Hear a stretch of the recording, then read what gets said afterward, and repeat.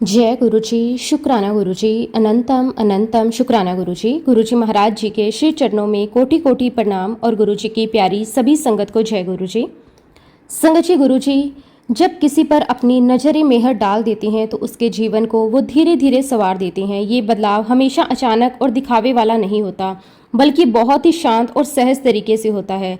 जैसे कोई माली एक छोटे से पौधे को प्रेम से सींचता है और समय के साथ उसे एक सुंदर वृक्ष बना देता है। संगत जी, जब गुरुजी किसी का हाथ पकड़ते हैं तो सबसे पहले उसके मन को स्थिर करते हैं, उसके अंदर विश्वास जगाते हैं और उसे ये एहसास दिलाते हैं कि अब वो अकेला नहीं है। फिर चाहे जीवन में कैसी भी कठिनाई क्यों ना आए, गुरुजी अपने बच्चे को गिरने नहीं देते। हर बार उसे संभाल लेते हैं, उसे रास्ता दिखाते हैं और सही दिशा में आगे बढ़ाते हैं। गुरुजी की कृपा से इंसान के जीवन में केवल बाहरी बदलाव ही नहीं आते, बल्कि उसके विचार, उसकी सोच, उसका नजरिया भी बदलने लगता है। संगत जी, आज का सत्संग भी बहुत ही सुंदर, बहुत ही प्यारा सत्संग है। गुरुजी महाराज जी की बहुत ही प्यारी और पुरानी संगत प्रेम आंटी का सत्संग है। संगत जी, सत्संग को पूरा जरूर सुने, पूरे श्रद्धा भाव के साथ सुने, क्योंकि हर एक सत्संग में गुरुजी महाराज अपनी भरपूर ब्लेसिंग्स हमें देते हैं।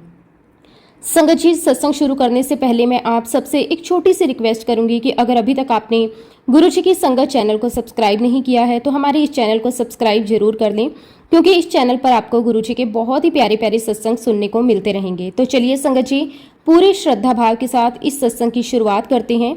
जय गुरुजी, शुक्राना गुरुजी, अनंतम अनंतम शुक्राना गुरुजी। संगत जी, सबसे पहले मैं अपने सतगुरु, अपने दाता, अपने पालनहार गुरुजी महाराज जी को कोटि कोटि प्रणाम करती हूँ। गुरुजी, आपका अनंतम अनंतम शुक्राना कि आपने अपनी असीम कृपा से मुझे इतना कुछ दिया, मुझे संभाला, मुझे राह दिखाई और आज मुझे इस योग्य बनाया कि मैं आप सभी प्यारी संगत के बीच बैठकर गुरुजी का सत्संग साझा कर सकूं। और मेरी प्यारी साथ संगत जी, आप सभी को भी मेरा प्रेम से भरा नमस्कार। जय गुरुजी। संगत जी, सच कहूं तो मेरे पास शब्द ही नहीं है कि मैं अपने गुरुजी की महिमा का वर्णन कर सकूं। जितना कहूं उतना कम है, जितना बताऊं उतना अधूरा है। गुरुजी ने मुझ पर, मेरे पूरे परिवार पर इतनी कृपाएं बरसाई हैं, इतने उपकार किए हैं कि अगर मैं पूरी जिंदगी भी बैठकर उनका वर्णन करूं तो भी शायद सब कुछ बता पाना संभव नहीं होगा। हर दिन, हर पल, हर श्वास में मुझे सिर्फ गुरुजी की ही मेहर नजर आती है। संगत जी, हमारी यात्रा, हमारा रिश्ता गुरुजी के साथ कोई आज का नहीं है, बल्कि बहुत वर्षों पुराना है। हमारी ये पावन यात्रा गुरुजी की शरण में 1984 से शुरू हुई थी। उस समय के हालात, वो समय, वो माहौल, सब कुछ आज भी मेरी आंखों के सामने एकदम स्पष्ट है। संगत जी, उस समय गुरुजी महाराज 36 सेक्टर चंडीगढ़ में रहा करते थे। एक बहुत ही साधारण सा स्थान, लेकिन वहाँ की ऊर्जा, वहाँ की शांति, वहाँ की दिव्यता, वो बिल्कुल अलग ही अनुभव था। संगत जी, सबसे पहले गुरुजी की शरण में मेरे हस्बैंड गए थे। जैसे गुरुजी अपने बच्चों को एक एक करके बुलाते हैं, वैसे ही उन्होंने पहले उन्हें बुलाया, फिर धीरे धीरे हम सबको अपनी शरण में जोड़ लिया। उसके बाद मैं और मेरी दोनों छोटी छोटी बच्चियां भी गुरुजी के चरणों में पहुंचे। उस समय संगत जी, हम लोग मोहाली में रहा करते थे। मेरी उम्र भी ज्यादा नहीं थी, लगभग 22 या 23 साल की। जीवन की शुरुआत थी, समझ कम थी, लेकिन गुरुजी की कृपा से सब कुछ अपने आप होता चला गया। संगत जी, उस समय मेरे हाथों में बहुत ही ज्यादा दर्द रहता था, इतना दर्द कि कई बार काम करना भी मुश्किल हो जाता था। हम डॉक्टरों के पास भी गए, दवाइयां भी ली, लेकिन कोई खास आराम नहीं मिल रहा था। मन में चिंता भी रहती थी और समझ भी नहीं आ रहा था कि क्या किया जाए। तभी संगत जी, एक दिन हमारे पड़ोस में रहने वाली एक आंटी ने हमें बताया कि चंडीगढ़ में एक बहुत ही पहुंचे हुए बाबा जी हैं। उन्होंने कहा कि वो बाबा जी पानी में रुद्राक्ष की माला डुबोकर पिलाते हैं और जो भी वहां जाता है उसे बहुत लाभ होता है, उसकी तकलीफें दूर हो जाती हैं। उस समय हमें ज्यादा जानकारी नहीं थी, लेकिन मन में एक उम्मीद जरूर जगी। संगत जी, फिर एक दिन मैं अपनी पड़ोसन के साथ पहली बार गुरुजी के दर्शन के लिए चंडीगढ़ गई। आज भी वो पहला दिन मुझे बहुत अच्छे से याद है। जैसे ही हम वहां पहुंचे तो एक अलग ही शांति का अनुभव हुआ। वो स्थान बहुत ही साधारण था, लेकिन वहां की ऊर्जा इतनी दिव्य थी कि दिल अपने आप शांत हो जाता था। संगत जी, हम जिस कमरे में गए वहां एक गद्दा बिछा हुआ था और मेरे गुरुजी महाराज वहीं विराजमान थे। उनका स्वरूप बहुत ही शांत, बहुत ही आकर्षक और बहुत ही दिव्य था। उस समय गुरुजी महाराज जी की उम्र भी काफी कम थी, लेकिन उनकी आभा, उनका तेज, उनका स्नेह, सब कुछ ऐसा था कि दिल अपने आप उनके चरणों में झुक जाता था। संगत जी, उस दिन मैं, मेरे हस्बैंड और मेरी दोनों बच्चियां, हम सब मिलकर गुरुजी के दर्शन करने आए थे। वहां का माहौल बहुत ही पवित्र था। गुरबानी चल रही थी, एक मधुर ध्वनि पूरे वातावरण में गूंज रही थी। ऐसा लग रहा था जैसे हम किसी और ही दुनिया में आ गए। संगत जी, हमें पहले ही दिन वहां इतना सुकून, इतनी शांति और इतनी पॉजिटिविटी महसूस हुई। हमने मन ही मन ये निश्चय कर लिया कि अब हम रोज गुरुजी के दर्शन करने आएंगे। हमें ऐसा लगने लगा जैसे हमें अपनी मंजिल मिल गई हो, जैसे हम वहां खींचे चले जा रहे हों। संगत जी, गुरुजी महाराज अपनी पावन प्रेजेंस में हमें जल प्रसाद दिया करते थे। वो जल प्रसाद भी बहुत ही विशेष होता था। गुरुजी एक रुद्राक्ष की माला को उस पानी में डुबोते थे और फिर कुछ मंत्र बोलते थे। वो मंत्र क्या था वो तो हमें समझ नहीं आता था, लेकिन उनके बोलने का तरीका, उनकी आवाज, उनकी ऊर्जा, वो सब कुछ बहुत ही दिव्य होता था। उसके बाद गुरुजी हमें वो जल प्रसाद पिलाया करते थे। संगत जी, आप यकीन नहीं करोगे, उस जल प्रसाद में से इतनी प्यारी, इतनी मनमोहक खुशबू आती थी जैसे कोई बहुत ही सुंदर फूलों का गुलदस्ता हो। वो खुशबू सिर्फ उस पानी में ही नहीं बल्कि पूरे कमरे में फैली हुई होती थी। संगत जी, उस समय हम इतने समझदार नहीं थे, हमें गुरुजी की महिमा का पूरा ज्ञान नहीं था। हम तो यही समझते थे कि शायद गुरुजी ने कोई परफ्यूम लगाया है इसलिए इतनी अच्छी खुशबू आ रही है, लेकिन धीरे धीरे हमें समझ आने लगा कि ये कोई साधारण खुशबू नहीं है, ये तो गुरुजी महाराज जी की दिव्य उपस्थिति का एहसास है। और इस प्रकार संगत जी, धीरे धीरे हमारा गुरुजी के साथ जुड़ाव बढ़ता गया, हमारा विश्वास मजबूत होता गया और हम नियमित रूप से गुरुजी के पास जाने लगे। संगत जी, जैसे जैसे हमारा गुरुजी महाराज जी के साथ जुड़ाव बढ़ता गया वैसे वैसे हमें उनकी सेवा करने का अवसर भी मिलने लगा। कई बार गुरुजी बहुत ही प्यार से, बहुत ही सहज भाव से मुझे कहते थे, जाओ किचन में जाकर चाय बनाकर लेकर आओ। संगत जी, उस समय हमें ये समझ नहीं थी कि ये कितनी बड़ी सेवा है, कितना बड़ा आशीर्वाद है। हम तो बस एक साधारण काम समझकर गुरुजी के हुक्म का पालन करते थे। लेकिन आज जब उन पलों को याद करते हैं तो दिल भावुक हो जाता है कि कितनी कृपा थी गुरुजी की, जो उन्होंने हमें अपने लिए कुछ करने का अवसर दिया। संगत जी, हम पूरी श्रद्धा के साथ किचन में जाते, चाय बनाते, गुरुजी के पास लेकर आते। उस समय जो सुकून मिलता था, जो खुशी मिलती थी, वो शब्दों में बयान नहीं की जा सकती। धीरे धीरे इस प्रकार गुरुजी के पास आते जाते हमें लगभग 3 से 4 महीने हो गए। इस दौरान हमारा जुड़ाव बढ़ा, लेकिन संगत जी सच कहूं तो उस समय हमारी समझ अभी भी बहुत सीमित थी। कुछ समय बाद ऐसा हुआ कि मैं गुरुजी के पास कम आने लगी। घर परिवार की जिम्मेदारियां, छोटे छोटे काम, शायद अपनी ही सोच, इन सब कारणों से मेरा आना कम हो गया। लेकिन मेरे हस्बैंड बहुत नियमित रूप से गुरुजी के पास जाया करते थे। वे हर रोज जाते, गुरुजी के साथ समय बिताते, उनकी सेवा करते, उनके साथ जुड़े रहते। संगत जी, उस समय मेरे मन में एक भावना आने लगी जो शायद बहुत से लोगों के मन में कभी ना कभी आ जाती है। मुझे ऐसा लगने लगा कि गुरुजी मेरे हस्बैंड से ज्यादा प्यार करते हैं और मुझसे थोड़ा कम। ये एक बहुत ही मानवीय भावना थी, लेकिन ये हमारी समझ की कमी भी थी। हम ये नहीं समझ पाते कि गुरुजी का प्यार सबके लिए समान होता है, बस हर किसी को वो अलग अलग तरीके से अनुभव होता है। मेरे हस्बैंड का गुरुजी के साथ एक बहुत ही प्यारा और अपनापन भरा रिश्ता बन गया था। वो कई बार गुरुजी से कहते थे कि गुरुजी मेरी कुंडली देखो। संगत जी, सुनकर गुरुजी बहुत ही प्यार से हंसते थे और कहते थे, अरे कमलिया, कुंडली विच की रखिया है, कुंडली विच कुछ नहीं है। उनका ये कहना अपने आप में एक बहुत गहरी सीख थी। इंसान को अपनी किस्मत, अपनी कुंडली पर नहीं बल्कि अपने कर्म और गुरु की कृपा पर विश्वास रखना चाहिए। लेकिन संगत जी, मेरे हस्बैंड भी अपने प्रेम और जिद में बार बार यही कहते रहते थे, नहीं गुरुजी आप मेरी कुंडली देखो। ये सब बहुत ही प्रेम और अपनत्व के साथ चलता रहा। उन दिनों संगत जी, गुरुजी महाराज सेक्टर 7 में पंचायत के एक डिप्टी डायरेक्टर मिस्टर भारद्वाज के घर शाम के समय जाया करते थे। ये भी गुरुजी की कृपा थी। हर शाम मेरे हस्बैंड उन्हें अपने स्कूटर पर बिठाकर वहां लेकर जाया करते थे। सोचिए संगत जी, आज जब हम ये बात याद करते हैं तो रोंगटे खड़े हो जाते हैं। हमारे परम पिता परमेश्वर, हमारे सतगुरु हमारे स्कूटर पर बैठकर जाया करते थे।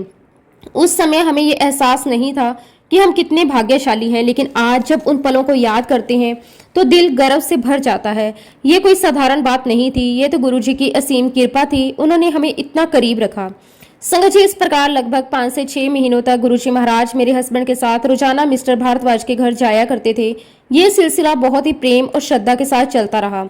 फिर एक दिन ऐसा आया जब गुरुजी ने मेरे हस्बैंड से कहा, मुझे फिरोजपुर जाना है तो मेरे लिए एक टैक्सी मंगवा दे। संगत जी, जैसे ही टैक्सी आई गुरुजी उसमें बैठ गए। उस समय मेरे हस्बैंड और मेरी सबसे छोटी बेटी गेट पर ही खड़े थे। गुरुजी ने बहुत ही प्यार से मेरे हस्बैंड की तरफ देखा और कहा, मांग ले कुछ मांग ले। संगत जी, ये बहुत ही विशेष क्षण था। वो समय गुरु अपने बच्चे से कहते हैं कि कुछ मांग ले, लेकिन मेरे हस्बैंड ने बहुत ही सरलता से जवाब दिया, नहीं गुरुजी, बस आपका आशीर्वाद चाहिए। संगत जी, तभी एक अद्भुत घटना घटी। गुरुजी महाराज जी ने अपना हाथ हवा में उठाया और देखते ही देखते उनके हाथ में बहुत सारे डॉलर्स आ गए। ये दृश्य बिल्कुल अलौकिक था, जिसे शब्दों में बयां करना मुश्किल है। गुरुजी ने वे डॉलर्स मेरे हस्बैंड को दे दिए। संगत जी, वो डॉलर्स कई सालों तक हमारे पास रहे, लेकिन सच कहूं तो हमें उनकी कोई विशेष कदर नहीं थी, क्योंकि उस समय हमें यह समझ ही नहीं थी कि गुरुजी कौन है, उनकी महिमा क्या है। हमें ये एहसास ही नहीं था कि हमारे सामने जो हैं वे साक्षात भगवान का रूप है। और संगत जी, जैसा अक्सर होता है वैसा ही हमारे साथ भी हुआ। जब हमारे कर्म अच्छे नहीं होते, जब हमारे अंदर समझ की कमी होती है, तो इंसान सही और गलत का फर्क नहीं समझ पाता। हमारे भी कुछ माड़े कर्म थे, हमारी बुद्धि भी कहीं ना कहीं भ्रमित हो गई। संगत जी, गुरु जी महाराज जी ने मेरे हस्बैंड को एक काम सौंपा था। मेरे हस्बैंड ने वो काम किया भी, गुरुजी को कुछ अर्पण भी किया था, लेकिन फिर किसी के कहने में आकर, किसी की बातों में आकर उन्होंने वही चीज जो गुरुजी को दी थी वो वापस ले ली। संगत जी, बहुत बड़ी भूल थी, बहुत बड़ी गलती थी। उस समय हमें इसका एहसास नहीं हुआ, लेकिन उसके परिणाम हमें बाद में भुगतने पड़े। फिर संगत जी, उस दिन के बाद जैसे हमारी जिंदगी की दिशा ही बदल गई, हमारी उल्टी गिनती शुरू हो गई। हमने ऐसा कठिन समय देखा, ऐसी परेशानियां देखी जिनकी हमने कभी कल्पना भी नहीं की थी। सच कहूं संगत जी, तो ऐसा लगा जैसे हमने लोहे के चने चबाए हो। इतनी कठिन परिस्थितियां थी, इतना संघर्ष था, इतना डर था, हर तरफ से मुश्किल आने लगी, हर काम में रुकावट आने लगी, मन अशांत रहने लगा। और उस समय हमें समझ में आने लगा कि हमने कितनी बड़ी भूल कर दी। लेकिन संगत जी, यहाँ मैं एक बात बहुत ही स्पष्ट करना चाहती हूँ, ये जो कुछ भी हमारे साथ हुआ वो इसलिए नहीं था कि हमने गुरुजी से कुछ वापस ले लिया था, गुरुजी ने हमें सजा दी। नहीं संगत जी, हमारे गुरुजी ऐसे नहीं है। उनके मन में किसी के प्रति कोई द्वेष, कोई बुरा भाव नहीं होता। वो तो सिर्फ और सिर्फ अपने बच्चों का भला करने आते हैं, उनका जीवन संवारने आते हैं। ये सब हमारे अपने कर्मों का फल था, हमारी अपनी गलतियों का परिणाम था। गुरुजी तो हमेशा हमें सही रास्ता दिखाते हैं, लेकिन चलना या ना चलना हमारे हाथ में होता है। जब हम उस रास्ते से भटक जाते हैं तो फिर जीवन हमें सिखाता है, हमें समझाता है, ताकि हम वापस सही मार्ग पर आ सकें। संगत जी, सच तो यही है कि गुरुजी हमेशा अपने बच्चों का भला ही करते हैं, हमेशा अच्छा ही करते हैं, और आज भी हर एक संगत पर अपनी असीम कृपा बरसा रहे हैं। हम समझ पाएं या ना समझ पाएं, हम महसूस कर पाएं या ना कर पाएं, लेकिन गुरुजी हर पल हर क्षण हमारे जीवन को संवारने में लगे रहते हैं। उनका काम ही अपने बच्चों का भला करना है, उन्हें सही राह दिखाना है, उन्हें हर मुश्किल से निकालना है। लेकिन संगत जी, कई बार ऐसा होता है कि हमारी अपनी सोच, हमारे अपने कर्म, हमारी अपनी गलतियां हमें गुरुजी से दूर कर देती हैं, और ऐसा ही कुछ हमारे साथ भी हुआ। धीरे धीरे मेरे हस्बैंड का गुरुजी के पास आना जाना बिल्कुल बंद हो गया। जो पहले रोज का रिश्ता था, जो रोज के दर्शन थे, जो रोज की सेवा थी, सब वो धीरे धीरे छूटता चला गया। इसी बीच संगत जी, गुरुजी महाराज जलंधर चले गए। ये कोई साधारण बात नहीं थी, लेकिन उस समय हम ये समझ नहीं पाए कि हम कितने बड़े सौभाग्य से दूर होते जा रहे हैं। आज जब पीछे मुड़कर देखते हैं तो साफ समझ आता है कि ये सब हमारे अपने माड़े कर्मों का परिणाम था। ये हमारी ही किस्मत की मार थी कि हम अपने मालिक से, अपने सतगुरु से लगभग 20 सालों तक दूर हो गए। संगत जी, सोचिए 20 साल एक बहुत लंबा समय होता है। इतना समय गुरुजी की शरण से दूर रहना, उनकी संगत से दूर रहना, ये अपने आप में बहुत बड़ी कमी थी हमारे जीवन में। और सबसे बड़ी बात ये थी, गुरुजी बार बार हमारे पास आए, लेकिन हम ही उनसे दूर रह गए। संगत जी, ये हमारे माड़े कर्मों की मार ही तो है कि गुरुजी महाराज हमारे घर के बहुत पास, यानी कि पंचकुला सेक्टर 2 में जनरल आहूजा के घर आए। वो स्थान हमारे घर से बहुत ज्यादा दूर नहीं था, हम बहुत आसानी से वहां जाकर उनके दर्शन कर सकते थे। लेकिन संगत जी, हम तब भी नहीं पहुंच पाए। इतना ही नहीं संगत जी, जिस घर में हम रहते थे उसी लाइन में आगे एक आर्मी ऑफिसर का घर था। गुरुजी महाराज वहां भी आए थे। सोचिए, गुरुजी हमारे इतने करीब थे, इतने पास थे, लेकिन फिर भी हम उनसे मिल नहीं पाए। ये सोचकर आज दिल बहुत दुखी होता है कि हम कितने दुर्भाग्यशाली थे उस समय। संगत जी, गुरुजी महाराज जी तो बार बार अपने बच्चों को बुलाते हैं, उन्हें अपने पास खींचते हैं, लेकिन जब हमारे ऊपर माया का पर्दा पड़ जाता है तो हम उन संकेतों को समझ नहीं पाते, हम उस बुलावे को सुन नहीं पाते। उसी का परिणाम हमें भुगतना पड़ता है। संगत जी, 1985 में एक बार गुरुजी महाराज हमारे घर भी आए थे। वो दिन भी बहुत खास था, लेकिन उस समय भी हम उनकी महत्वता को पूरी तरह समझ नहीं पाए। उस समय मेरी पेट में बहुत ज्यादा दर्द रहता था, इतना दर्द कि रोजमर्रा के काम भी करना मुश्किल हो जाते थे। गुरुजी ने मुझे बहुत ही सहज तरीके से कहा, तो उल्टा लेट जा। मैंने वैसा ही किया। फिर गुरुजी ने एक चम्मच मंगवाई। संगत जी, गुरुजी ने कुछ मंत्र बोले।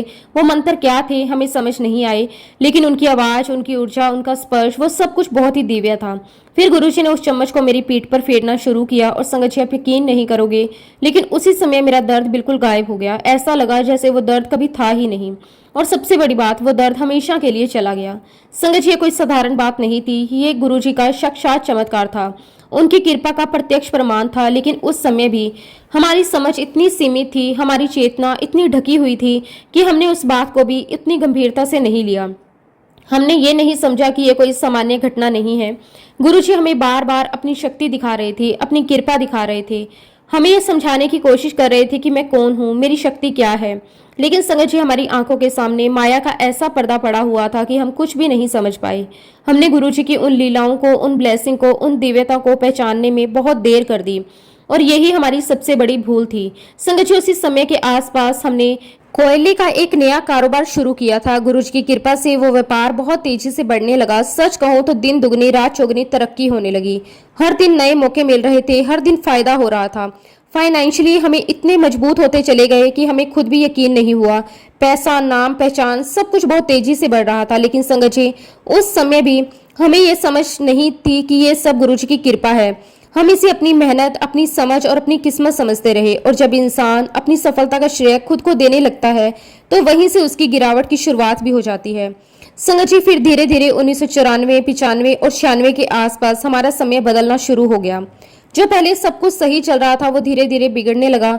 हमारे कोयले के बिजनेस में बहुत सारा माल उधारी पर दिया जाता था। मेरे हस्बैंड ने काफी लोगों को उधार में कोयला दिया। शुरू में सब ठीक लग रहा था, लेकिन धीरे धीरे लोगों ने पैसा वापस देना बंद कर दिया। लाखों करोड़ों रुपए फंस गए। हम इंतजार करते रहे, उम्मीद करते रहे पैसे वापस आएंगे, लेकिन ऐसा नहीं हुआ।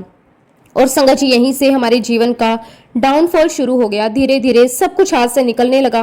जो हमने सालों में बनाया था वो धीरे धीरे टूटने लगा। मुश्किलें बढ़ती गई, परेशानियां बढ़ती गई, और हमें समझ आने लगा कि हमने कहीं ना कहीं बहुत बड़ी गलती कर दी।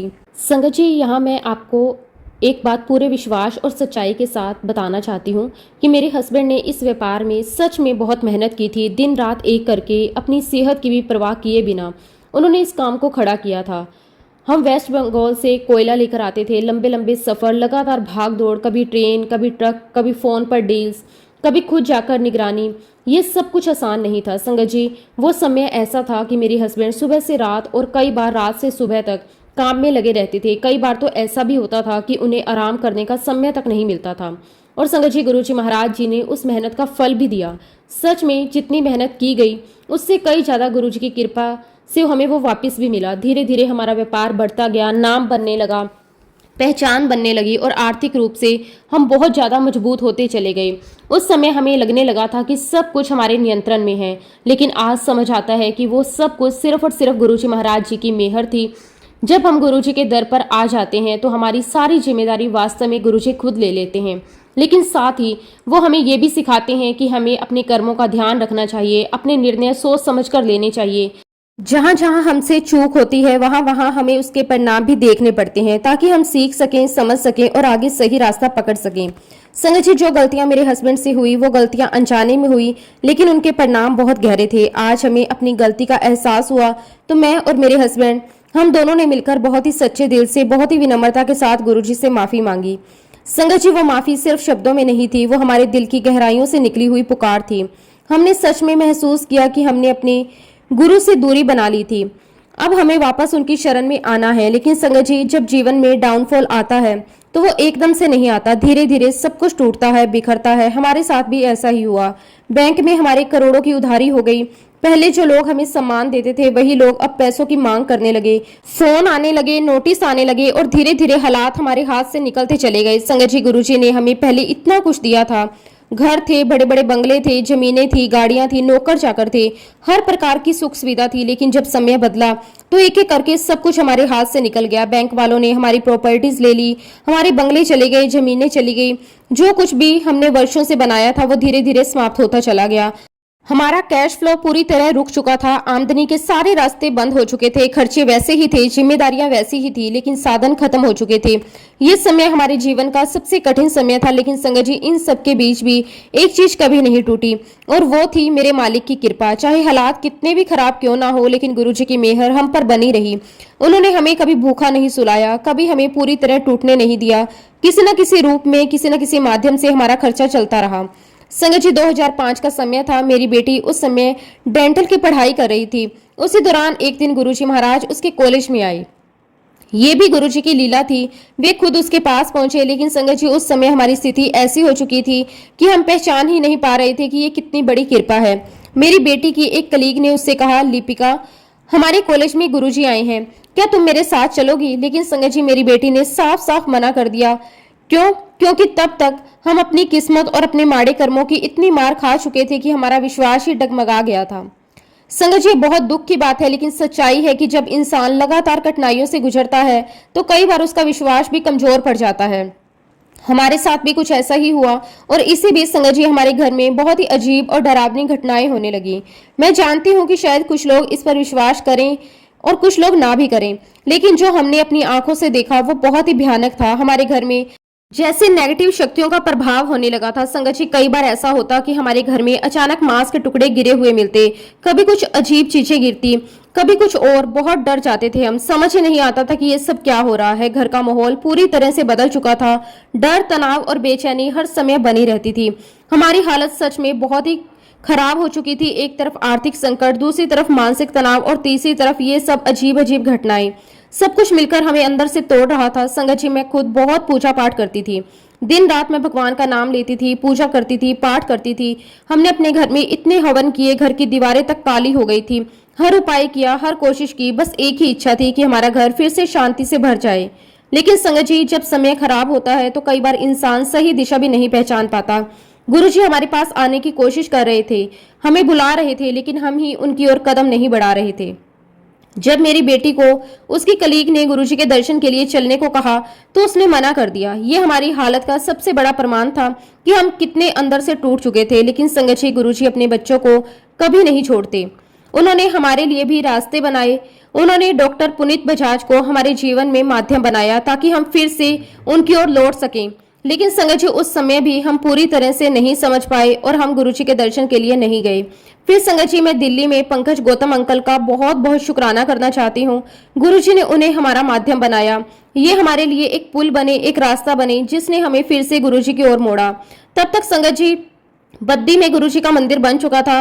हर पूर्णमासी के दिन पंकज गौतम अंकल अपने घर से कड़ा प्रसाद बनाते और लगभग 1.5 घंटे का सफर तय करके गुरुजी के बद्दी मंदिर जाया करते थे। और संगत जी, सबसे भावुक करने वाली बात यह थी कि वो कड़ा प्रसाद बनाकर सीधे हमारे घर आते थे, क्योंकि उन्हें हमारी हालत के बारे में सब कुछ पता था। संगत जी, जब भी पंकज गौतम अंकल हमारे घर आते, वो बहुत ही प्रेम और सच्चे मन से हमसे एक ही बात कहते, आप लोग मेरे साथ एक बार गुरुजी के दर्शन करने चलो। उनके शब्दों में इतनी सच्चाई होती थी, इतना विश्वास होता था। लेकिन संगत जी, उस समय हमारी स्थिति ऐसी थी कि हम कुछ भी समझने की हालत में नहीं थे। संगत जी, तब तक हमें यह भी नहीं पता था कि ये गुरुजी है कौन, कैसी उनकी महिमा है, क्या उनकी शक्ति है। हमारे लिए वो एक साधारण सा आग्रह था जिसे हम बार बार टालते जा रहे थे। पंकज गौतम अंकल, जिन्हें मैं बहुत ही प्यार से बच्चा कहती हूँ, वो बार बार हमारे घर आते, कभी मुझे समझाते, कभी मेरे हस्बैंड को समझाते, कभी मेरी बेटी लिपिका से कहते, बस एक बार चलो, एक बार गुरुजी के दर्शन कर लो, सब कुछ ठीक हो जाएगा। लेकिन संगत जी, हमारा जवाब हर बार एक ही होता, हमने सब कुछ करके देख लिया, अब हमारा किसी पर कोई विश्वास नहीं है।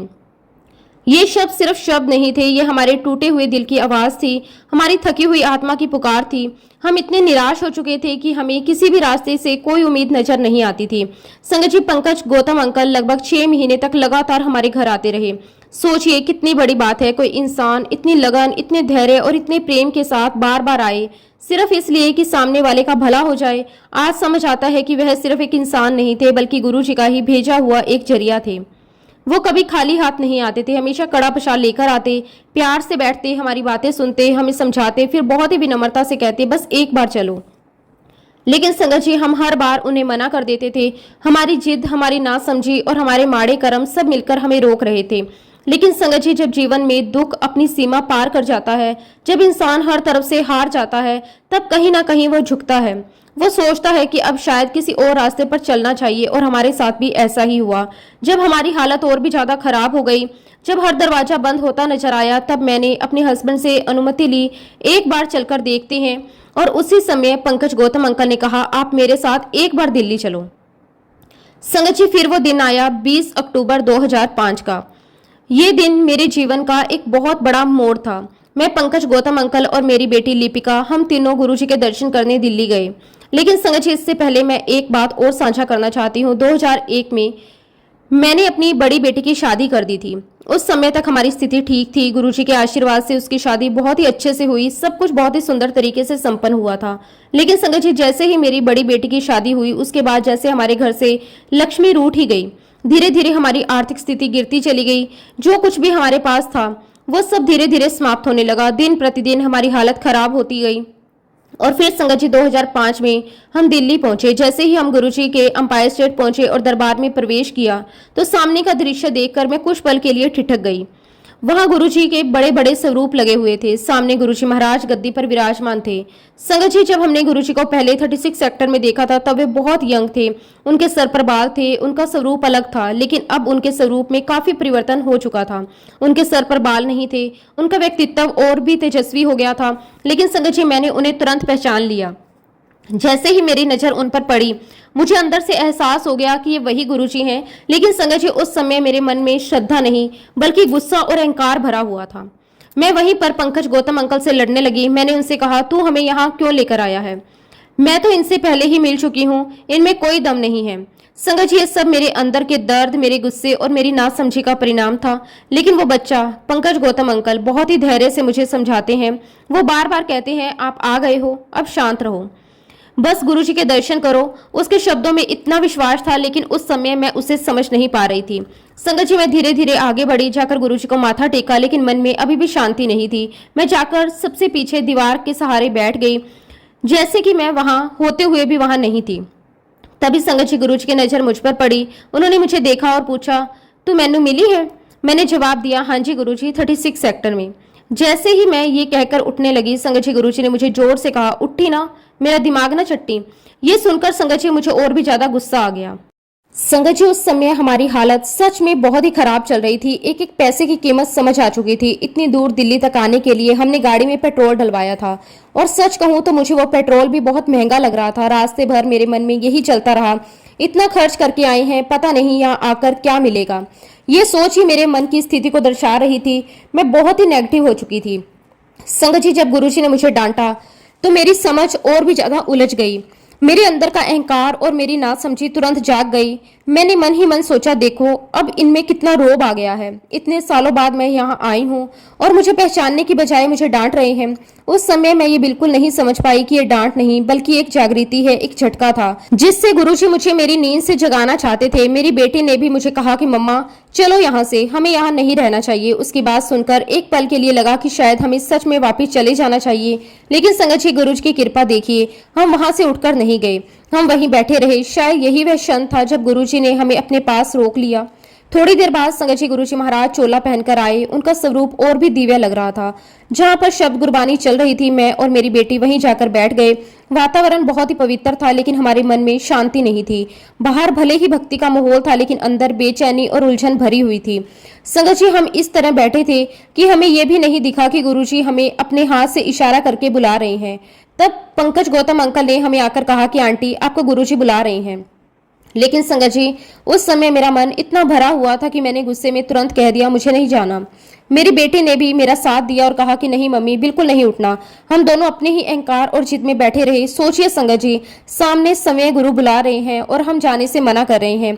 ये हमारी कितनी बड़ी नासमझी थी। लेकिन संगत जी, गुरु जी की कृपा देखिए, उन्होंने हमें एक बार नहीं बल्कि दूसरी बार फिर से बुलाया। एक बार फिर गुरुजी ने हाथ के इशारे से हमें अपने पास आने के लिए कहा। पंकज गौतम अंकल फिर हमारे पास आए और बोले, आंटी गुरुजी बुला रहे हैं, आप जाओ। इस बार संगत जी पता नहीं क्या हुआ, लेकिन मैं उठी और धीरे धीरे गुरुजी के पास चली गई। दिल में अभी भी मिक्स सा भाव था, गुस्सा भी था, संकोच भी था, कहीं ना कहीं एक हल्की सी उम्मीद भी थी। मैंने जाकर गुरुजी महाराज जी को माथा टेका। लेकिन संगत जी, यहाँ भी मैंने अपनी नासमझी का परिचय दिया। मैंने गुरुजी से कहा, महाराज मेरी बेटी को बाहर जाना है, आप इसे आशीर्वाद दे दो। संगत जी, गुरुजी ने बहुत ही सहज और गहरी बात कही, आशीर्वाद हैगा ऐदे कोल, तू तो ऐदी शादी कर। ये शब्द साधारण नहीं थे, लेकिन उस समय मैं उन्हें समझ नहीं पाई। जैसे ही मैंने ये सुना, मेरा मन फिर से विचलित हो गया। मैंने सोचा, हमारे घर की हालत इतनी खराब है, हम अपनी बेटी की शादी कैसे करेंगे। उस समय मेरी सोच पूरी तरह से संसारिक चिंताओं से उलझी हुई थी। मुझे ये समझ नहीं आया कि गुरुजी समाधान बता रहे हैं, रास्ता दिखा रहे हैं। संगत जी, मैं उदास मन से फिर से गुरुजी को माथा टेककर अपनी जगह पर जाकर बैठ गई। और सच कहूं तो जितनी देर हम वहां बैठे रहे, हमें बिल्कुल भी अच्छा नहीं लग रहा था। हमें बेचैनी हो रही थी, ऐसा लग रहा था जैसे वहां बैठना मुश्किल हो रहा है, जैसे सांस रुक रही है। ये सब हमारे अंदर की नेगेटिविटी, हमारे अंदर के विरोध और हमारी मानसिक स्थिति का परिणाम था। जहां बाकी संगत शांति और आनंद महसूस कर रही थी, वहीं हमें घुटन महसूस हो रही थी। फिर संगत जी, जब लंगर का समय हुआ तो हम लंगर करने गए, लंगर ग्रहण किया, लेकिन उस समय भी मन में कोई विशेष भावना नहीं थी, बस एक औपचारिकता निभा रहे थे। उसके बाद जब हम गुरुजी महाराज जी को माथा टेकने आए तो गुरुजी ने हमें बहुत ही सहज तरीके से कहा, चलो पंचकुला वाले घर जाओ। ये भी एक संकेत था, एक दिशा थी, लेकिन उस समय हम उसकी गहराई को नहीं समझ पाए। और संगत जी, उसी दिन मुझे गुरुजी महाराज जी का एक स्वरूप मिला। उस समय मैं उसे स्वरूप नहीं कहती थी, उसे फोटो कहती थी, क्योंकि मुझे उसकी महत्वता का ज्ञान नहीं था। मैंने उस फोटो को बहुत ही बेमन से, बिना किसी भाव के, सच कहूं तो बड़ी ही बेकदरी के साथ अपने पर्स में रख लिया। संगत जी, जब मैं पीछे मुड़कर उस समय को देखती हूँ तो दिल सच में बहुत भर आता है। मैं महसूस करती हूँ कि मैं एक के बाद एक गलतियां करती जा रही थी। ना समझ थी, ना धैर्य था, और ना ही वह विनम्रता जो गुरुजी के दर पर होनी चाहिए। बस अपने दुख, अपनी परेशानियां और अपने अहंकार में मैं सब कुछ गलत समझती चली गई। इसलिए आज भी दिल से यही निकलता है, मेरे मालिक, मेरे महाराज, मेरे परम पिता परमेश्वर, मुझे माफ करना। आपने तो हर कदम पर संभालना चाहा, लेकिन मैं ही समझ नहीं पाई। संगत जी, यकीन मानिए, जब हम वहां से लौट रहे थे तो हमने रास्ते भर उस बच्चे यानी कि पंकज गौतम अंकल को भी बहुत कुछ कहा। गुरुजी महाराज जी के बारे में भी गलत बातें करते रहे। हम ये तक कहते रहे कि इनमें तो बहुत घमंड आ गया है, ये अपने आप को क्या समझते हैं, पहले तो ऐसे नहीं थे। संगत जी, आज ये सब याद करके बहुत शर्मिंदगी होती है। हम किस तरह अपने ही गुरु के बारे में ऐसी बातें कर रहे थे जो हर पल हमारा भला ही सोच रहे थे। संगत जी, लगभग शाम के 5 बजे के करीब हम चंडीगढ़ पहुंचे। हमें पंकज गौतम अंकल को बस स्टैंड पर उतारना था, क्योंकि वहां से उन्हें बद्दी जाना था। जैसे ही हमने उन्हें वहां उतारा और कार आगे बढ़ाने की कोशिश की, अचानक हमारी कार की क्लच वायर टूट गई। संगत जी, ड्राइवर ने तुरंत कह दिया कि अब ये कार यहाँ से नहीं चल सकती। उस समय की स्थिति आप समझ सकते हैं, न मोबाइल का उतना उपयोग, न तुरंत कोई मदद। मेरे पास तो मोबाइल था ही नहीं, ड्राइवर के पास था। मैंने उसी से अपने हस्बैंड को फ़ोन किया, सारी स्थिति बताई। उन्होंने कहा, तुम दोनों ऑटो लेकर घर आ जाओ, मैं आकर कार देखता हूँ। संगत जी, मैं और मेरी बेटी ऑटो करके घर आ गए। मेरे हस्बैंड वहां कार के पास चले गए, लेकिन संगत जी, जैसे ही मैं ऑटो में बैठी, मुझे अचानक बहुत तेज ठंड लगने लगी। इतनी तेज ठंड की जैसे शरीर कांपने लगा हो। देखते ही देखते मुझे बहुत तेज बुखार हो गया। संगत जी, वह कोई साधारण बुखार नहीं था, वह बुखार लगातार लगभग 15 दिनों तक रहा। शरीर बिल्कुल टूट गया था, कमजोरी इतनी हो गई थी कि उठना बैठना मुश्किल हो गया था। उस समय भी मैं ये नहीं समझ पाई कि ये सब क्या संकेत हैं, क्या सीख हैं। जब मेरे हस्बैंड वापस घर आए तो मैंने फिर भी अपनी नासमझी नहीं छोड़ी। मैंने हंसते हुए, मजाक उड़ाते हुए उनसे कहा, आपको पता है, वहाँ वही गुरु है जिनसे हम पहले मिला करते थे, अब तो उनके बड़े ठाठ बाट हो गए हैं। संगत जी, ये कहते समय भी मुझे ये एहसास नहीं था कि मैं क्या कह रही हूँ। मैंने गुरुजी महाराज जी का जो स्वरूप मुझे मिला था, उससे भी मैंने बहुत ही लापरवाही और बेकदरी से साइड टेबल पर रख दिया। ना कोई सम्मान, ना कोई भाव, जैसे वो कोई सामान्य चीज हो। तभी संगत जी, मेरी बेटी ने मुझे बहुत ही सरल लेकिन गहरी बात कही। उसने कहा कि मम्मी, हम जिन गुरुजी के पास गए थे, कहीं ऐसा तो नहीं कि उनमें बहुत शक्ति है और हमने उनकी बहुत बुराई की है, कहीं इसी वजह से आपको बुखार तो नहीं आया। संगत जी, उसकी बात सुनकर मैं थोड़ी सोच में पड़ गई, क्योंकि अंदर कहीं ना कहीं एक डर भी था। मैं हमेशा से ईश्वर से डरती रही हूँ। मैंने कहा कि अगर वो भगवान है तो हम तो इंसान हैं, हमसे गलतियां हो गई हैं, लेकिन उनको ऐसा नहीं करना चाहिए था। ये मेरी नासमझी थी। संगत जी, मैं अभी भी अपनी गलती को पूरी तरह स्वीकार नहीं कर पा रही थी, लेकिन फिर भी मन के किसी कोने में एक भाव आया। मैंने चुपचाप मन ही मन गुरुजी से माफ़ी मांगी। कोई दिखावा नहीं, कोई शब्द नहीं, बस एक सच्ची भावना से मैंने कहा कि गुरुजी, अगर मुझसे गलती हुई है तो मुझे माफ़ कर देना। संगत जी, गुरुजी की महिमा ही है। जैसे ही मैंने दिल से माफ़ी मांगी, वैसे ही मेरा बुखार उतरना शुरू हो गया। ये कोई धीरे धीरे होने वाला बदलाव नहीं था, बल्कि साफ साफ महसूस होने वाला परिवर्तन था।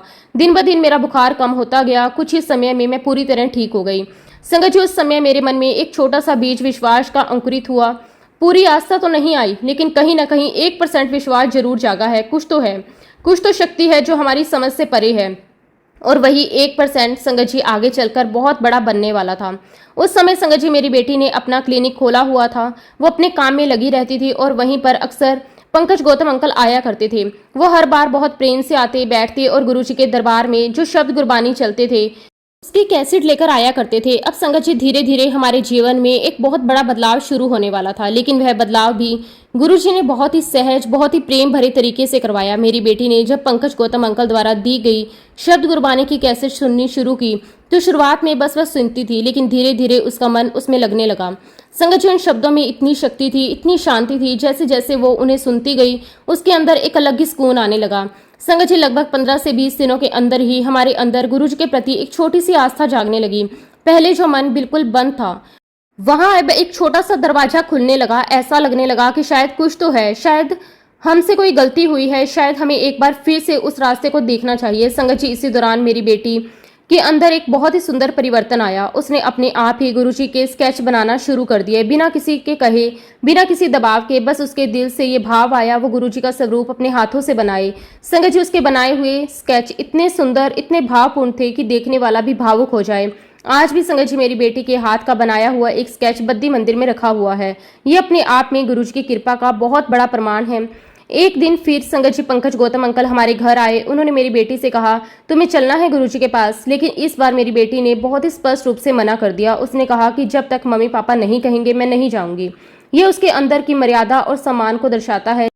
लेकिन संगत जी उस दिन पंकज गौतम अंकल मेरी बेटी का बनाया हुआ स्केच अपने साथ अंपायर स्टेट ले गए। वो स्केच उन्होंने बहुत ही प्रेम से अपने साथ रखा जैसे कोई अमूल्य चीज हो। जब वो वहां पहुंचे उन्होंने पहले लंगर किया, सेवा की और उसके बाद वो स्केच लेकर गुरुजी के सामने गए। संगत जी जैसे ही उन्होंने वो स्केच गुरुजी के सामने रखा, गुरुजी को कहा कि गुरुजी ये वशिष्ठ जी की बेटी ने बनाया है, तो गुरुजी तुरंत बोल पड़े हाँ कोयले वाला हैगा वशिष्ठ।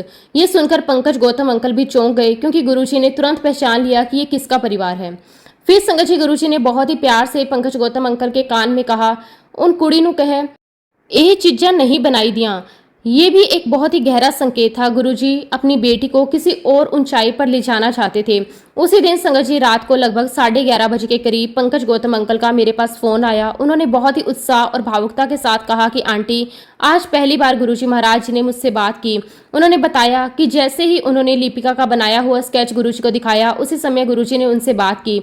संगत जी ये सब सुनकर हमारे दिल में एक अलग ही भावना जागी। अब धीरे धीरे हमें ये एहसास होने लगा कि गुरुजी हमारे जीवन में कुछ खास करने वाले हैं। इसी दौरान संगत जी हम ये भी चाहते थे कि मेरी बेटी का रिश्ता कहीं बाहर हो जाए, क्योंकि मेरी बेटी की इच्छा थी कि वो बाहर जाकर अपना जीवन बनाए। इस सोच के साथ हमने अखबार में एक इश्तिहार निकलवाया। उस इश्तिहार में हमने बहुत स्पष्ट रूप में लिखा था कि हमें ऐसा लड़का चाहिए जिसे दहेज में कोई रुचि ना हो। हम सिर्फ एक अच्छे संस्कारी परिवार की तलाश में थे। संगत जी इसी इश्तिहार के माध्यम से आज जो मेरे दामाद हैं उस समय वह तहसीलदार थे। उनका फ़ोन आया, हमने उनसे बातचीत की। मैंने उनसे कहा कि बेटा आप अपना फ़ोटो भेज दो। संगत जी जब उनकी फ़ोटो आई, मेरी बेटी की फ़ोटो भी दी, तो वो दोनों फ़ोटो पंकज गौतम अंकल के पास भिजवाई। उनसे कहा कि गुरुजी से पूछ लेना कि क्या ये रिश्ता मेरी बेटी के लिए सही है या नहीं। इस बीच संगत जी लड़के वाले हमारे घर आए। उन्होंने मेरी बेटी को देखा, उन्हें मेरी बेटी तुरंत पसंद आई। उनकी तरफ से तो हाँ हो गई, लेकिन संगत जी हमारी तरफ से अभी भी हामी नहीं थी, क्योंकि हमारी सोच उस समय अभी भी ग्रह नक्षत्रों कुंडली में भी उलझी हुई थी। हमें लग रहा था कि कुछ ग्रह नहीं मिल रहे, इसलिए हम असमंजस में थे। तब संगत जी हमने लड़के वालों से साफ साफ कह दिया कि जब हमारे गुरुजी महाराज हाँ कर देंगे तब हमारी भी हाँ होगी। ये पहली बार था जब हमने अपने निर्णय को गुरुजी पर छोड़ा था। संगत जी जैसे ही पंकज गौतम अंकल ने गुरुजी को लड़की और लड़की की फोटो दिखाई, गुरुजी ने तुरंत कहा एक कुड़ी नू मेरे पास लेकर आओ। जब ये संदेह हमें मिला गुरुजी ने लिपिका को बुलाया है, तो मेरे हस्बैंड ने मुझसे साफ कहा अकेले मत जाना। ये भी उनकी चिंता और जिम्मेदारी का भाव था। उसी समय संगत जी एक और संयोग बना। डॉक्टर पुनीत बजाज के घर बेटे का जन्म हुआ था। वो भी अपने बेटे का नाम गुरुजी से रखवाने के लिए जा रहे थे। तो संगत जी मैं और मेरी बेटी पंकज गौतम अंकल और डॉक्टर पुनीत बजाज हम सब मिलकर गुरुजी के दर्शन के लिए गए। जब हम अंपायर स्टेट पहुंचे तो गुरुजी महाराज किचन के बाहर एक कैबिनेट पर बैठे हुए थे। उनका स्वरूप बहुत ही सहज और दिव्य था। हमने जाकर गुरुजी को माथा टेका। जैसे ही मेरी बेटी ने माथा टेका वो फूट फूट कर रोने लगी। उसकी आंखों से लगातार आंसू बहने लगे, जैसे उसके अंदर का सारा दर्द, सारी भावनाएं बाहर आ रही हों। उस समय दरबार में एक डॉक्टर आए हुए थे। गुरुजी ने उनसे कहा चल डॉक्टर खड़ा हो जा और अपना सत्संग सुना। दरबार का माहौल बहुत ही दिव्य था। और फिर गुरुजी ने मेरी तरफ देखा और पूछा कुड़ी की कर दी है। मैंने कहा कि गुरुजी BDS कर रही है। संगत जी गुरुजी तो जानी जान थे, उन्हें सब कुछ पहले से पता था। उन्होंने मुझे बुलाया ही इसलिए था कि हमारा कल्याण हो सके, हमारे जीवन की दिशा बदल सके। और संगत जी उसी दिन मुझे पहली बार गुरुजी के साथ खुलकर बात करने का अवसर मिला। संगत जी, उस दिन जैसे मेरे दिल का सारा बोझ बाहर आने लगा, मैंने बिना कुछ छुपाए, बिना कुछ रुके अपने घर के सारे हालात गुरुजी को बताने शुरू कर दिए। मैंने उन्हें बताया कि कैसे हम पहले उनके पास आया करते थे, कैसे उनके आशीर्वाद से हमारे जीवन में तरक्की आई, व्यापार बढ़ा, सफलता मिली और फिर कैसे धीरे धीरे सब कुछ हाथ से निकलता चला गया, कैसे हमारा डाउनफॉल शुरू हुआ। मैंने गुरुजी से बहुत दर्द भरे स्वर में कहा कि गुरुजी, आज हमारी हालत बहुत खराब हो गई है, हमारी जमीनें नहीं बिक रही, लोगों को ये पता चल गया कि हमें पैसों की बहुत जरूरत है और इसी वजह से जो जमीनें करोड़ों की हैं वो लाखों में बिक रही हैं और जो लाखों की हैं वो हजारों में, कौड़ियों के दाम पर सब कुछ जा रहा है। संगत जी, गुरुजी बहुत ही ध्यान से मेरी बात सुनते रहे। फिर उन्होंने बहुत ही सहजता से मुझसे पूछा, किन्ने दी तहत वाली जमीन। उनका ये सवाल बहुत साधारण लग रहा था लेकिन उसके अंदर बहुत गहराई थी। मैंने उन्हें बताया, गुरुजी, हमारी जमीनें हिमाचल में है, राणे में है, चंडीगढ़ में है। फिर गुरुजी ने मुझसे पूछा, कित्थे रहंदे हो। मैंने कहा कि गुरुजी, हम सेक्टर 2 में रहते हैं। फिर गुरुजी ने मुझसे बहुत ही सीधा और गहरा सवाल किया, तुम्हें जमीनों के पैसे कितने चाहिए। संगत जी, उस समय मैं पूरी तरह से उनके सामने समर्पित हो चुकी थी। मैंने कहा कि गुरुजी, जितने आप दिलवा दो। ये शब्द सिर्फ एक जवाब नहीं था, ये एक समर्पण था, एक विश्वास था कि अब सब कुछ गुरुजी के हाथ में है। इसी दौरान संगत जी, पंकज गौतम अंकल ने लड़के की फोटो गुरुजी के सामने रखी और कहा कि गुरुजी, लिपिका के लिए ये लड़का देखा है। संगत जी, गुरुजी ने उस फोटो को अपने हाथ में नहीं उठाया बल्कि उसे तिरछी नजर से देखा, जैसे उन्हें सब कुछ पहले से पता हो, और फिर उन्होंने कहा, कुड़ी मेरे पास भेजो। संगत जी, उसके बाद जो हुआ वो पूरी तरह से गुरुजी की कृपा का ही परिणाम था। गुरुजी ने मेरी बेटी और मेरे होने वाले दामाद को दिल से आशीर्वाद दिया और उनके आशीर्वाद से ही मेरी बेटी की शादी बहुत ही अच्छे तरीके से, बिना किसी दहेज के, बहुत ही सम्मान और प्यार के साथ संपन्न हुई। संगत जी, आप यकीन नहीं करोगे, गुरुजी महाराज जी ने मुझे इतना अच्छा दामाद दिया कि शायद मैं खुद भी अपनी पूरी कोशिश से इतना अच्छा रिश्ता नहीं ढूंढ पाती। वो हमें इतना प्यार करता है, इतना सम्मान देता है, हमें कभी ये महसूस नहीं होता कि हमारा कोई बेटा नहीं है। वो सच में बेटे की तरह हमारा ख्याल रखता है। संगत जी, इस प्रकार गुरुजी की कृपा हम पर बरसती चली गई और जो जमीनें हम 70-70 लाख में बेचने की कोशिश कर रहे थे, वही जमीनें गुरुजी के आशीर्वाद से 31 दिसंबर 2020 को करोड़ों में बिकी। ये कोई संयोग नहीं था, ये पूरी तरह गुरुजी की लीला थी। संगत जी, सबसे अद्भुत बात यह है कि गुरुजी महाराज जी ने उतनी ही जमीन बिकवाई जितनी का हमें बैंक का कर्जा चुकाना था, ना उससे ज्यादा ना उससे कम। जैसे सब कुछ बहुत ही स्ट्रिक्ट तरीके से पहले से तय हो। गुरुजी के आशीर्वाद से हमने बैंक का सारा कर्जा चुका दिया। जो बोझ हमारे सर पर वर्षों से था वो पूरी तरह उतर गया। संगत जी, बैंक वालों ने हमारा शोरूम भी अपने कब्जे में लिया हुआ था, उसे नीलामी पर रख दिया था, लेकिन गुरुजी की मेहर देखिए, वो शोरूम नीलामी नहीं हुई, जैसे गुरुजी ने खुद उसे रोक दिया हो। और संगत जी, जो जमीनें गुरुजी ने उस समय नहीं बिकने दी, आज उन्हीं जमीनों से इतना अच्छा किराया आ रहा है कि हमारा गुजारा बहुत अच्छे से हो रहा है। हमें किसी चीज की कमी महसूस नहीं होती। एक एक चीज गुरुजी ने इतनी सुंदर तरीके से सेट कर दी। हमने एक बिल्डिंग बैंक को किराए पर दी थी, उसका भी बहुत अच्छा किराया आता है। ये सब गुरुजी महाराज जी की कृपा है। संगत जी, गुरुजी के आशीर्वाद से मुझे 2 बेटियां हैं, दोनों ही बहुत प्यारी हैं, संस्कारी हैं और गुरुजी की कृपा से दोनों के हस्बैंड भी बहुत ही अच्छे हैं। जब मेरी छोटी बेटी की शादी हिमाचल में हुई तो शुरू में सब ठीक था, लेकिन कुछ समय बाद उसकी तबीयत अचानक बहुत खराब होने लगी। वो इतनी बीमार हो गई कि उसकी आंखों की रोशनी तक चली गई, उसका चलना फिरना बंद हो गया। लेकिन संगत जी, उसके ससुराल वाले इतने अच्छे थे, मेरे दामाद और उनका परिवार उसे हमारे पास लेकर आए। हमने उसे पीजीआई में दिखाया, वहाँ डॉक्टरों ने उसे सर्कोडोसिस डायग्नोज किया। इस दौरान संगत जी, मेरी बेटी ने लगभग 6 महीने तक कुछ नहीं खाया, वह सिर्फ आलू का पानी पीती थी। उसकी हालत बहुत कमजोर हो गई थी, लेकिन संगत जी, यहाँ भी गुरुजी ने अपनी कृपा बरसाई। डॉक्टरों ने उसे सेटेराइड्स देना शुरू किया। गुरुजी के आशीर्वाद से 6 महीने के बाद वह सारे सेटेराइड्स बंद हो गए। मेरी बेटी धीरे धीरे ठीक होने लगी। डॉक्टरों ने साफ कह दिया था कि इस बीमारी में लंग्स प्रभावित होते हैं, इसलिए वो ठंडे इलाकों में नहीं रह सकती। उन्होंने मना कर दिया कि वह उसे हिमाचल मत भेजना, लेकिन संगत जी, मेरी बेटी के ससुराल वाले इतने समझदार और अच्छे थे कि उन्होंने उसे हमारे पास ही रहने दिया। उसने यही अपना क्लिनिक शुरू किया। इतने सारे सेटेराइड्स लेने के बाद डॉक्टरों ने कहा था कि शायद वह मां नहीं बन पाएगी, लेकिन गुरुजी की कृपा देखिए, उसने बहुत ही प्यारे प्यारे बच्चों को जन्म दिया। यहाँ तक कि गुरुजी महाराज जी ने उसे सपने में आकर कहा था कि मैं पहले तुझे बेटी दूंगा फिर बेटा दूंगा, और संगत जी, बिल्कुल वही हुआ। पहले बेटी हुई फिर बेटा। संगत जी, गुरुजी की मेहर यहीं नहीं रुकी। मेरे हस्बैंड एक बार नहीं, 2 बार नहीं, बल्कि 3-3 बार बहुत गंभीर रूप से बीमार पड़े। वो हार्ट पेशेंट थे, लेकिन तीनों बार गुरुजी महाराज जी ने उन्हें जीवन दान दिया। आज हम जो भी सांसें ले रहे हैं वो सिर्फ और सिर्फ गुरुजी महाराज जी की दी हुई हैं। ये जीवन उनका दिया हुआ है। और आज की तारीख में संगत जी, मेरे लिए मेरे भगवान, मेरे गुरु, मेरे सब कुछ सिर्फ और सिर्फ गुरुजी ही हैं। इसके अलावा मैं किसी और का गुणगान नहीं करती। मेरे लिए सब कुछ वही है। आज हमारे पास जो भी है, घर, सुख, शांति, सम्मान, सब कुछ मेरे मालिक का दिया हुआ है। मैं गुरुजी महाराज जी का जितना भी शुक्राना करूं उतना कम है। शुक्राना गुरुजी, आपका अनंतम अनंतम शुक्राना। मैं अपने गुरुजी महाराज जी से हाथ जोड़कर विनती करती हूँ कि हमने जाने अनजाने में जो भी गलतियाँ की, जो भी पाप किए, गुरुजी हमें माफ़ करना, हमें अपनी शरण में बनाए रखना, हम पर हमेशा अपनी कृपा दृष्टि बनाए रखना। गुरुजी हमें और हमारे पूरे परिवार को, मेरी बच्चियों को, मेरे परिवार को हमेशा अपने श्री चरणों में ऐसे ही बिठाए रखना। और संगत जी, बस मैं यही अरदास है कि गुरुजी महाराज जी का आशीर्वाद ऐसे ही सारी संगत पर भी बरसता रहे। इसी के साथ संगत जी, मैं अपने शब्दों को, अपनी वाणी को यहीं पे विराम देती हूँ। जब भी गुरुजी महाराज मुझे आज्ञा देंगे, मैं अपना अगला शुक्राना सत्संग भी आप सबके साथ जरूर शेयर करूंगी। अगर इस सत्संग के दौरान मुझसे कोई गलती हुई हो तो मैं हाथ जोड़कर पूरे संगत परिवार से और गुरुजी महाराज जी से माफी चाहती हूँ। जय गुरुजी, शुक्राना गुरुजी, अनंतम अनंतम शुक्राना गुरुजी। ओम नमः शिवाय, शिवजी सदा सहाय। ओम नमः शिवाय, गुरुजी सदा सहाय। जय गुरुजी, शुक्राना गुरुजी, अनंतम अनंतम शुक्राना गुरुजी।